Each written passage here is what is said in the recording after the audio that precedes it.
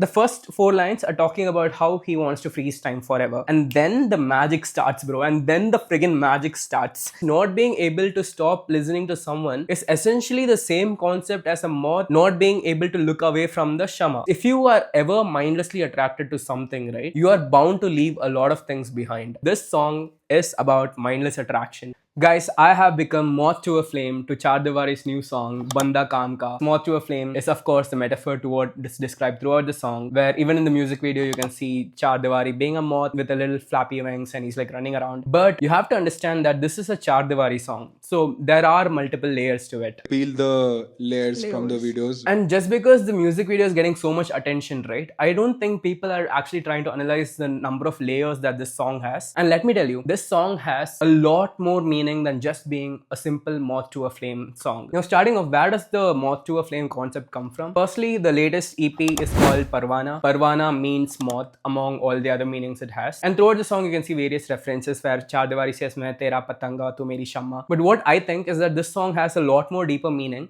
and that is about mindless attractions. And you might think Moth to a Flame is similar as mindless attraction, right? Why do you need to broaden the concept? And that's because I'm not the one broadening it. Chaar Diwari himself does it with Sanjith Hegde in the bridge. And why are we discussing the bridge before we discuss the whole song? And that's because the bridge reveals a lot more intentions about what Chaar Diwari wants to say through the song. It's not a simple Parvana to a Shama concept, it has a lot more implications in our daily life.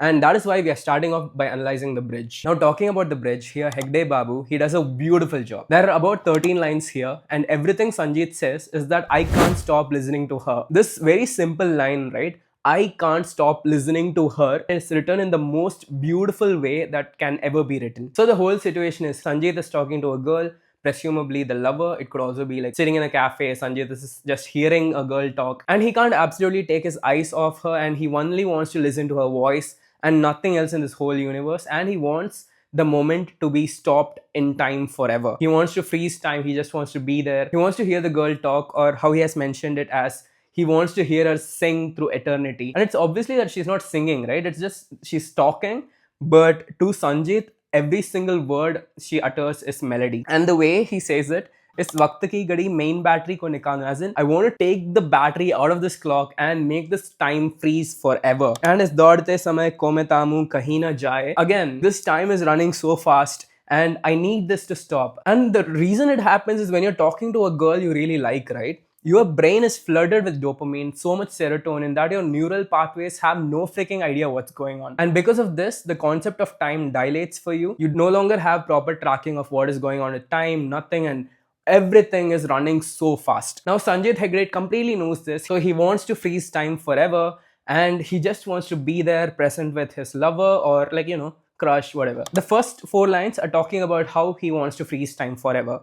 And then the magic starts, bro. And then the friggin' magic starts. And he says, in this frozen moment that I have, which I can't freeze, in this moment that I have, इस पल में मैं जिसमें तुमसे बातें करता हूँ, मैं सुनता सुध-बुध को के तुम गाते ही रहो. She is not in fact singing, right? She's just talking to him. Two Sanjit Hegdes here. That's a friggin' music. It's playing. It's lovely. He goes into the string of classical music notes, but this is just her singing, bro. He's like, whatever you say, it doesn't make much meaning to me, but I love listening to you. Because all I can do at this moment is that I want to listen to you. Probably I'm not even processing what you're saying, but I'm just mindlessly attracted to you. And I want you to remember this word, mindless attraction, okay? Because I believe this whole song is about mindless attraction. And after those classical notes, he keeps saying that "Hey, Vani ki malhar, bigade pura ye sansar." So his love right now in his mind is getting so aggressive. He wants to burn down this whole universe. And with the same aggressiveness, he goes ahead and says like, "Dear Lord, can you please freeze this time for me? I just want to be here, be in the state where I'm mindlessly attracted to my lover, and all I want to do is that hear her sing, hear her talk to me with those gracious lyrical notes that she's uttering through her mouth. And I just want to be here forever." And immediately after, in a split second of realization, he says, "ना रहूं बंदा काम का, मैं बनूं प्रेमी आपका." As in, this mindless attraction is making me sort of useless to all the things that I have to do in my life, but I'm okay with it. I'm okay being your lover in the moment. जो कल की कुछ खबर नहीं तो घूमूं मैं आवार. And you have to realize the genius, right? All these 12 lines exactly say one thing. I can't stop listening to you. And why is this important? Because not being able to stop listening to someone is essentially the same concept as a moth not being able to look away from the shama. And that is where Chaar Diwari expands the whole concept. It is not just moth to a flame anymore. It is any person who is mindlessly attracted to anything. And this is our first understanding of the whole concept of this song, which is mindless attraction. Now let's step back and talk about this whole concept of moth for a second. The first line, which goes like "Seedha seedha rasta tha," a moth was like simply flying, and then there was a random light that in the form of street light or something that you see, and the Parvana is instantly attracted to the light and goes about fluttering throughout. You can see that a similar sort of fluttering is happening in the music video, and "na koi fikr na koi tension mein kaise bhatak gaya" is completely equivalent to saying that as a moth, as a Parvana, I have this so much duties that I have to attend to. Maybe that's like pollination or something, but it's all dependent on following the light of the sun and the moon. But now it has got stuck to the street light, and it has sort of lost its sense of purpose, somehow bhatak gaya from the Seedha Rasta that the Parvana was supposed to follow. And now coming to the highlight lyric, which is "Rahana main Banda Kaam ka," which basically means that whatever task I had, because of this mindless attraction that I have towards the light, I am no longer capable of doing it. I'm no longer useful to this universe. And finally, the "To gumu mein avara" is basically the Parvana fluttering around the street light, right? Because it has lost all purpose, it's now useless to the universe, it's just fluttering there, it's just going about. It's just mindlessly attracted to the light. Now, before we tear down more layers, let's go back to this music video of Mera Saman Kahan hai. There are two people standing behind Chaar Diwari who are basically Chaar Diwari's inhibitions. They're like my inhibitions. They're like my intrusive thoughts. Now let's see what the psychology definition of inhibitions is, right? In psychology, inhibitions refer to the conscious or unconscious self-restraint of behavior where individuals resist responding to a specific stimuli or trigger. Stimuli is basically how your mind reacts to something like, light, touch or something like that. And here there's no self-restraint. Here, when you see some girl singing to you or when the moth sees a flame, it sort of thinks that, this is something that is meant to be there because the universe has designed the moth to always follow light. The universe has designed a human being to be attracted to a person, whoever they are attracted to. This is sort of the opposite of an inhibition. You no longer want to, keep yourself away from it. This is more of a mindless attraction. So Chaar Diwari has written a lot of songs about inhibition. Here, it is something he's talking about the opposite, which is mindless attraction. I'm not sure if there's a better word than mindless attraction, but it fits all the concepts, so we are sticking with it. And since the concept is so broad, you need to think about it. This could be applied to anything. Now, the concept of alcohol, drugs and all fall into inhibition because that is something that we clearly know is wrong. But when you're mindlessly attracted to something, right? Be it light, be it a woman, you are driven by your primal instinct. You are being human at that point. And in your instincts, you are doing the right thing. For instance, I could be so focused on a goal that I could lose my sense of everything around me. And that is basically a Parvana to a light situation, right? Because that goal doesn't necessarily completely hurt me, but it is making me useless towards my whole environment. So in my instincts, I'm probably doing the right thing. Now, if I see a girl, I want to go talk to her because it's my primal instinct to go talk to her. Now, that could be this very cute girl who's sitting across on a cafe. Now, I might not go talk to her because of fear of rejection. What will she say? What will she think? And all that. But me being attracted to her is like super freaking primal. Imagine I do go talk to her and everything works out. There are going to be parts of my life that I might ignore. Like, everybody sort of ignores their friends after they get committed, which is wrong, but they do ignore their friends, right? And in some sense, it becomes not being a Banda Kaam ka anymore because you no longer are exhibiting your duties towards your friend of just, being a good friend. You're not being there for him anymore. Another place it could be very clearly obvious is that if somebody is like working very hard in their job, right?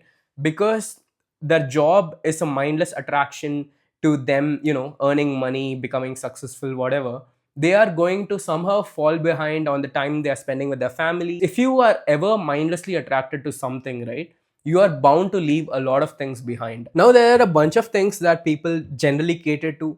It's maybe your family, it's maybe your job, it's maybe your health. And when you are focusing on your job a lot, you're going to be, sacrificing on your health and your family. Now, if you're spending a lot of time between family, health, you're going to somewhat, lose focus on your work. Somewhat. I'm not saying you shouldn't. I don't think there's any way in this universe where you can equally spend your time between your relationships, your goals, and your health. But if you ever mindlessly focus on one thing, right, there is going to be this other aspect of you that you are completely ignoring, making you sort of a useless person. If you ignore your health too long, you're gonna F up. If you ignore your job too long, or if you don't focus on your family well enough, you're going to have situations with broken relationships, you not giving enough attention, you not giving them the time they require. Forming a bond and maintaining a bond is very hard. And if you're not focusing your time on it, just because you're focused on some goal, it's going to eventually make you a sort of a useless person, because we as human beings require those friendships to survive. We require that love to survive, be it parental, be it romantic, be it platonic. We need love to survive as human beings. And this is so obvious to me because in the verse where he says office jana chhod diya or boss ko bye bye bol diya is basically what happened to me when I left job to start up.